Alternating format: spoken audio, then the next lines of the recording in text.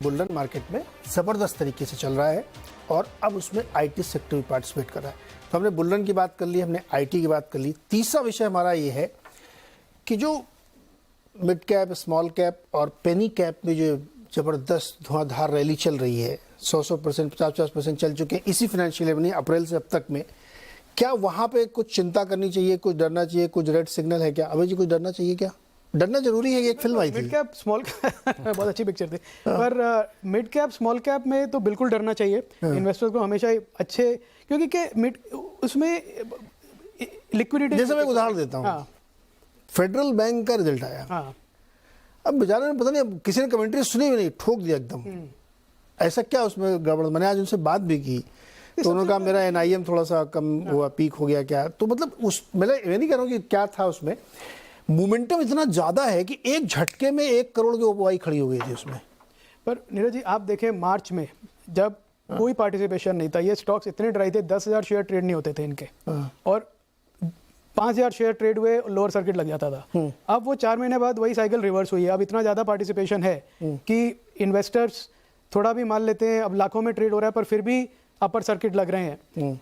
तो risk mid cap small cap में सबसे पहले आता है लिक्विडिटी का, कि आप एक इन्वेस्टर हैं पर दूसरे इन्वेस्टर क्या कर रहे हैं, कोई बेच के जा रहा है, कोई ले रहा है, और आप उसी में फंस जाते हैं। तो इसलिए मिड कैप स्मॉल कैप उन इन्वेस्टर्स को लेने चाहिए कि जिनका रिस्क एपिटाइट थोड़ा ज़्यादा है, वॉलेटिलिटी से जो डील कर सके, और अगर नहीं कर सकते तो फिर उनके लिए लार्ज कैप बेटर है। तो मिड कैप में इस समय मैं देख रहा हूँ कि जो एक तो कैचअप रैली काफ़ी है। मिड कैप स्मॉल कैप्स ने 5 साल पर अंडर परफॉर्म किया लार्ज कैप्स को, और जब निफ्टी का हाई बन गया उसके काफ़ी बाद मिड कैप स्मॉल कैप का हाई बना। तो अभी वो कैचअप रैली कंप्लीट हुई है, और अभी भी काफ़ी स्टॉक्स हैं उस जोन में जो अपने पुराने हाइस पे मल्टीपल के वाइज नहीं आए हैं। तो वहाँ पे भी अच्छी डिमांड है, दिख रहा है, इंस्टीट्यूशनल डिमांड भी है, बड़े ब्लॉक्स हो रहे हैं।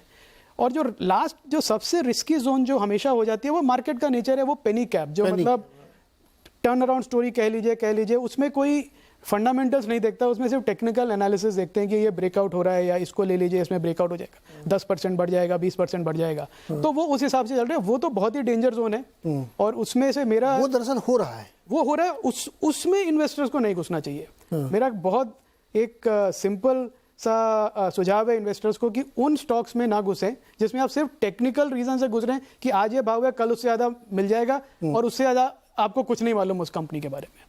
वो बहुत रिस्की है। मेन सर, ये एक कन्वेंशनल विजडम होता है ना, कि जब पहले अल्ट्रा कैप चलेगा, फिर लार्ज कैप चलेगा, फिर बड़े वाले मिड कैप चलेंगे, फिर मिड कैप चलेंगे, फिर स्मॉल कैप, फिर पेनी कैप। जब लास्ट वाले के नंबर आता है, लोग कहते हैं अब समझ लो। जैसे एक और कहते हैं लोग कि जब व्हाइट पेपर में बिजनेस की खबर बड़ी बड़ी चल जाए कि मार्केट में बुल रन, या आपका ड्राइवर आपको सलाह देने लगे, सर क्या रिलायंस लेना है क्या, तो थोड़ा सा समझ जाना चाहिए। ऐसा माहौल लग रहा है क्या आपको? पेनी कैब वगैरह बहुत चल रहे हैं अभी। ये ड्राइवर तक तो बात नहीं पहुंची मेरे ख्याल से, टैक्सी ड्राइवर तक या तो बार्बर नाई तक बात नहीं पहुंची है मेरे ख्याल से। तो but you know, prudence, common sense तो हमेशा यूज करनी चाहिए। और जैसे विद्वान लोग कहते हैं कि अगर आपको समझ में नहीं आ रहा है तो मत कीजिए। तो जो बिजनेस आपको समझ में नहीं आ रहा है, जिसके बारे में आपको आइडिया नहीं है, उसके बारे में आप क्यों रिस्क लेंगे? जब बॉम्बे स्टॉक एक्सचेंज में या नेशनल स्टॉक एक्सचेंज में 3 से 4 हजार लिस्टेड स्टॉक्स हैं, इतनी सारी चॉइसेस हैं, तो आई एम श्योर आपको जो 5, 10, 20 स्टॉक्स हैं जिस पे आपके समझ है, वो आप कर सकते हैं। और ऑफ कोर्स, और give it to professional investors. Correct. अच्छा गुरमीत सर, ये जो मिड कैप की रैली है, ये अभी भी बहुत कम है। मतलब मिड कैप से जब मैं बात करूँ तो अच्छी कंपनी 1000, 2000, 4000, 5000, 10,000 करोड़ वाली बड़ी कंपनियों के भी, तो एक तरफ तो वो एक रैली जहाँ पे लोग पार्टिसिपेट कर रहे हैं, अच्छी अच्छी कंपनियों को लोग ढूंढ रहे हैं, वैल्यू पिकिंग या ग्रोथ पिकिंग, सब तरीके के कामकाज हो रहे हैं। रिजल्ट्स भी देखिए तो तोड़ फोड़ आते हैं, उसके बाद चले जाते हैं। वहीं पे ना एक झांसा क्रिएट कर दिया जाता है कि आपने देखा ये रिजल्ट, इसी सेक्टर की ये कंपनी है और इसके भी वैसे ही आएंगे, अब इसका फॉर्च्यून बदला तो इसका ही बदलेगा। ये एक साइकी मार्केट में चलने लगती है। तो मुझे ये जानना है कि इस समय क्या उस साइकी का कोई अंश आपको दिख रहा है या नहीं? अभी हम सेफ जोन में, कोई रेड सिग्नल नहीं है। तो नीरज जी, 2 बड़े मेरे एक ट्रेंड रहे हैं, क्योंकि मैं म्यूचुअल फंड में भी काम कर चुका हूँ। जब फंड मैनेजर फ्लोज लेना रिस्ट्रिक्ट करते मिड और स्मॉल कैप में, तो एक पहला साइन होता है कि लैक ऑफ अपॉर्चुनिटीज हो रही है। तो अगर आप बेस्ट परफॉर्मिंग फंड देखेंगे स्मॉल और मिड कैप के, निपॉन स्मॉल कैप देखें, आप मेरा इमर्जिंग ब्लू चिप देखें, आप एसबीआई स्मॉल कैप देखें, आप कोई भी अच्छा फंड उठाइए जो टॉप क्वार्टाइल फंड है, आपको दिखेगा कि वो सिर्फ सिप फ्लोज दे रहे हैं। नंबर ऑफ होल्डिंग्स भी काफी बढ़ गई क्योंकि फंड का साइज भी बहुत बढ़ गया है। कुछ कुछ मिड और स्मॉल कैप फंड 15-15, 20-20 हजार करोड़ के हो गए। तो 150-160 होल्डिंग्स है, तो पहला एक साइन होता है कि थोड़ा सा स्पेस क्राउड हुआ है। सेकेंड, मैंने देखा है कि कुछ एक पॉकेट्स में लोग, जैसा आपने बोला, स्टोरी टेलिंग शुरू हो जाती है कि ये अगला ये वाला बैंक जो है अगला एचडीएफसी है, ये वाली आईटी कंपनी अगली इंफोसिस है। तो आई थिंक जब वो वैसा आने लगे तो मुझे लगता है हम कहीं मिडवे हैं। दूसरा मेरा ये मानना है कि थोड़ा नजरिया बदलने की जरूरत है कि कुछ जगह गवर्नेंस, जैसा मैंने बोला, हमें इम्प्रूवमेंट दिख रहा है। जो सेकंड जनरेशन है बिजनेस की, कुछ जगह सिग्निफिकेंट इम्प्रूवमेंट है द वे प्रमोटर्स बिहेव। तो मुझे लगता है कि कुछ पॉकेट्स में जरूर कॉशन है, कुछ पॉकेट्स में मुझे लगता है अच्छी अपॉर्चुनिटीज हैं। और आप थोड़ा बिजनेस के रूप में देखिए, अब जैसे सबसे बड़ी डिपॉजिटरी है सीडीएसएल लिस्टेड है, वो मिड कैप है। आज अगर आपको सबसे बड़ा टाइल कंपनी लेनी है कजारिया, तो वो मिड कैप है। पॉलीकैप आप जाके शायद लार्ज मिड कैप है, उसमें आएगा। सबसे बड़ी केबल एंड वायर कंपनी जो है वो मिड कैप। तो मुझे लगता है अपने आपको प्लग नहीं करना चाहिए। मुझे लगता है कि अगर मैं बैंक्स में जाऊं तो मुझे एसबीआई भी उतना ही अट्रैक्टिव लगता है जितना अगर मैं नीचे कोई आईडीएफसी फर्स्ट या दूसरा बैंक होगा। तो आप एक प्रॉपर थीम से खेलिए और उस थीम में आप देखिए कि साइज ऑफ द अपॉर्चुनिटी क्या है, और उस हिसाब से बेट करिए, रादर देन हम ये ट्रेडिशनल पुराने तरीके से अगर बकेट करेंगे कि ये लार्ज है, ये मिड है, ये स्मॉल है, तो मुझे लगता है वो सही नहीं होगा करंट एनवायरनमेंट में। बहुत सारी कंपनीज जो हैं वो सेक्टर लीडर्स हैं, लेकिन मार्केट कैप वाइज वो स्मॉल या मिड कैप है। उसके अलावा कुछ एक पॉकेट्स में धीरे धीरे, जैसे ऑटो एंसिलरीज है, वहां पे आपको बहुत रेयर होगा कि बहुत बड़ा लार्ज कैप में। दूसरा, जैसे ऑटो एंसिलरीज की मैं बात कर रहा हूँ, तो आप आज ह्यूंडई लिस्टेड नहीं है, टोयोटा लिस्टेड नहीं है, लेकिन ऑटो एंसिलरी तो उनको सप्लाई कर रही है ना। तो कुछ जगह आपको एक कॉम्बिनेशन बनाना पड़ेगा कि वे बिजनेस कैसा है और ये पूरी थीम को रिप्रेजेंट कर रहा है कि कैप्चर कर रहा है कि नहीं, उस तरीके से कॉल लीजिए ज्यादातर कि अपने। और वैल्यूएशन मेट्रिक बहुत सेम है, ओवर पे मत करिए। किसी भी बाजार में अगर आप ओवर पे करेंगे तो मुझे लगता है आप आपके नियर टर्म रिटर्न सफर कर सकते हैं।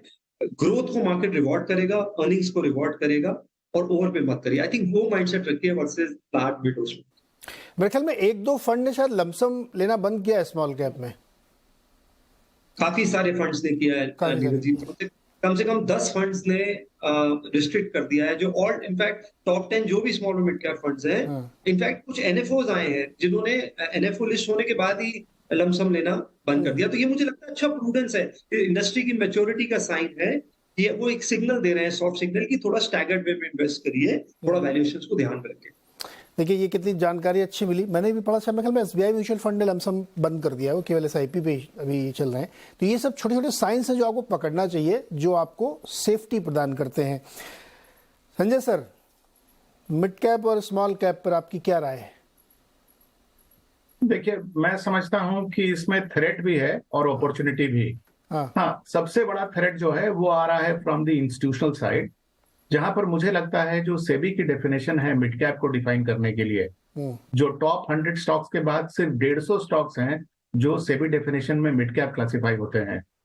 आज के माहौल में जब मार्केट में इतना फ्लोज आ रहा है और जब जो फ्लोर है कैपिटलाइजेशन का वो जब इतना ऊपर चला गया है, तो मेरे ख्याल से इस बैंड को बड़ा करने की जरूरत है। अदरवाइज जो नया फ्लो आ रहा है वो अगर सिर्फ यही 150 कंपनीज में रिस्ट्रिक्टेड हो जाएगा तो फिर मिड कैप में आज नहीं तो कल ब्लो आउट की पूरी तैयारी हम कर सकते हैं।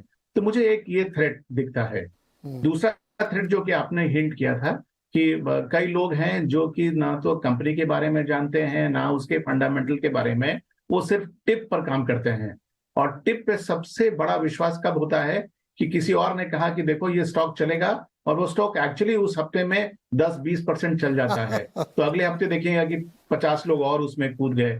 तो ये जो टेक्निकल पार्टिसिपेशन हो रहा है मार्केट में, जो कि वर्ड ऑफ माउथ से चल रहा है, मेरे ख्याल से ये दूसरा थ्रेट है जो मुझको दिख रहा है। क्योंकि देखिए, बाजार से लोग भागते कब हैं? जब उनके हाथ जलते हैं। और मुझे इस बात का डर है कि अगर बहुत लोगों ने अपने हाथ जलाए इस तरह के स्टॉक्स जिनमें की फंडामेंटल वर्थ नहीं है, तो हो सकता है कि मार्केट का एक हिस्सा बाजार से दूर हो जाए, फिर बहुत समय तक वापस ना आए। तो ये दो थ्रेट मुझको दिख रहा है। परफेक्ट जहां मुझे हाँ जी कंटिन्यू कर लीजिए जी। जी हाँ, और जहां मुझे अपॉर्चुनिटी दिख रहा है वो ये कि हमने अभी पिछले साल के जितने कंपनीज की प्रॉफिट्स थी उनको एक बार टैबुलेट किया और मैंने पाया कि करीब 25 सेक्टर के आगे अगर आप जाएंगे तो उनका contribution to the aggregate profit of the market बिल्कुल नेग्लिजिबल है। मतलब कि 1% में नहीं। और ऐसे बहुत सारे मिड कैप और स्मॉल कैप कंपनीज हैं जो उन सेक्टर्स का हिस्सा हैं, यानी कि उनके प्रॉफिट ग्रोथ से मार्केट के एग्रीगेट प्रॉफिट का नीडल हल्का भी नहीं हिलता है। लेकिन उन स्टॉक्स में अगर आप बॉटम अप देखेंगे तो आपको अपॉर्चुनिटी दिखेगा। मुझे लग रहा है कि वहां पर बहुत अपॉर्चुनिटी है, क्योंकि अगर आज स्टार्टअप देख सकते हैं। शुरू, हाँ उसको देखिए, उनको उनकी बिजनेस को समझिए और तो छोड़ दीजिए, जो सेक्टर आपको समझ में आता है, आपको अगर एफएमसीजी समझ में आता है आप एफएमसीजी खरीदें, आपको होटल समझ में आता है आप होटल खरीदें, आपको एंसिलरी समझ में आता है वो खरीदें, किसी और के कहने पे हाँ आप खाली नाक कूद पड़े, मतलब वो मुझे अपॉर्चुनिटी हियर एंड से